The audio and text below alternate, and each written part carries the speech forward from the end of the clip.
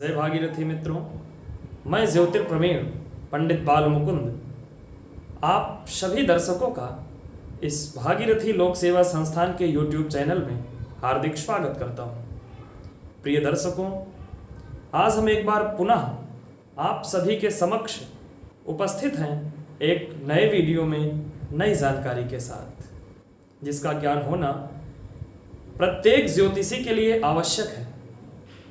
और यदि आप किसी भी जातक की कुंडली का फलादेश कर रहे हैं तब तो इस बात की जानकारी होना बेहद जरूरी है। और यह बिंदु बहुत ही सहायक साबित होता है किसी भी जातक की कुंडली के फलादेश में निष्कर्ष तक पहुंचने हेतु। तो वह बिंदु है हमारा बाधक, बाधकस्थ और बाधकेश। हम आपको बता दें कि प्रत्येक जातक की कुंडली में कोई ना कोई भाव अवश्य बाधक होता है और इसी बाधक भाव का स्वामी ही बाधकेश होता है। जैसा कि नाम से ही स्पष्ट है, बाधक अर्थात बाधा पहुंचाने वाला।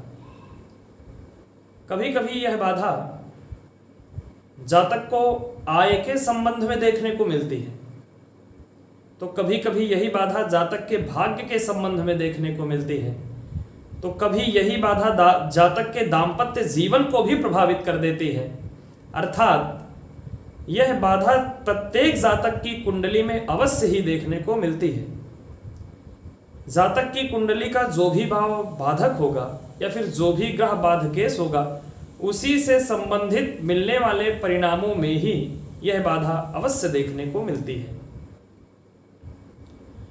तो मित्रों, आइए जानते हैं कि किस जातक की कुंडली में कौन सा भाव बाधक होगा और कौन सा ग्रह बाधकेश। आप जुड़े रहिए हमारे साथ वीडियो के अंत तक। तो यदि चर लग्न की कुंडली है, चर लग्न अर्थात पहली, चौथी, सातवीं और 10वीं लग्न अर्थात मेष, कर्क, तुला और मकर। तो यदि चर लग्न की कुंडली है तो जातक का एकादश भाव बाधक होता है और उस एकादश भाव में स्थित जो भी राशि होगी उसी राशि का स्वामी ही बाधकेश होगा। मान लीजिए जातक की कुंडली मेष लग्न की है तो जातक की कुंडली के एकादश भाव में कुंभ राशि आएगी, तो जातक का आय भाव बाधक हुआ, तो जातक को आय से संबंधित समस्याओं का सामना करना पड़ेगा। यह बाधा जातक को आय से संबंधित मिलने वाले परिणामों में दिखाई देगी। और कुंभ राशि का स्वामी होता है शनि, अर्थात शनि से मिलने वाले जो भी परिणाम हैं वह भी जातक की कुंडली में देखने को मिलेंगे और उस परिणामों में ही अवश्य बाधा दिखाई देगी। तो यदि चर लग्न की कुंडली है तो जातक का एकादश भाव बाधक होगा। और यदि स्थिर लग्न की कुंडली है, स्थिर लग्न अर्थात वृष, सिंह, वृश्चिक और कुंभ लग्न अर्थात दूसरी, 5वीं, 8वीं और 11वीं। तो यदि स्थिर लग्न की कुंडली है तो जातक का नवम भाव बाधक होगा और नवम भाव में जो भी राशि स्थित होगी उसी राशि का स्वामी ही बाधकेश। मान लीजिए जातक की कुंडली सिंह लग्न की है तो जातक की कुंडली के नवम भाव में मेष राशि आएगी।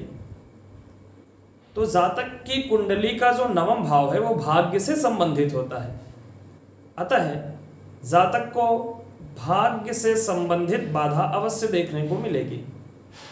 और मेष राशि होने से जो मेष राशि का स्वामी मंगल है उससे भी संबंधित मिलने वाले परिणामों में अवश्य बाधा दिखाई देगी। यदि जातक की कुंडली द्विस्वभाव लग्न की है, द्विस्वभाव अर्थात मिथुन, कन्या, धनु और मीन। तो यदि जातक की कुंडली द्विस्वभाव लग्न की है, तीसरी, 6वीं, 9वीं और 12वीं लग्न की कुंडली है तो जातक की कुंडली का सप्तम भाव बाधक हो जाएगा। अब मान लीजिए जातक की कुंडली धनु लग्न की है तो जातक की कुंडली के सप्तम भाव में मिथुन राशि होगी, तो मिथुन राशि का स्वामी बुध उस जातक की कुंडली का बाधकेश हो जाएगा। तो जहां जातक को दाम्पत्य जीवन में यह बाधा देखने को मिलेगी, उसके साथ ही साथ बुध से मिलने वाले परिणामों में भी यह बाधा अवश्य दिखाई देगी। तो यदि चर लग्न की कुंडली है तो जातक का एकादश भाव, यदि स्थिर लग्न की कुंडली है तो जातक का नवम भाव, यदि द्विस्वभाव लग्न की कुंडली है तो जातक का सप्तम भाव बाधक होता है। और इन्हीं बाधक भावों के स्वामी जो भी ग्रह होंगे वही बाधकेश ग्रह कहलाएंगे। अर्थात इन भावों से मिलने वाले परिणाम और इन ग्रहों से मिलने वाले परिणामों में अशुभता देखने को मिलेगी, बाधा देखने को मिलेगी। तो मित्रों, इस वीडियो में इतना ही। इसी तरह ज्योतिष से संबंधित तमाम जानकारियों से जुड़ने हेतु आप इस भागीरथी लोक सेवा संस्थान के YouTube चैनल को अवश्य सब्सक्राइब करें। नमस्कार।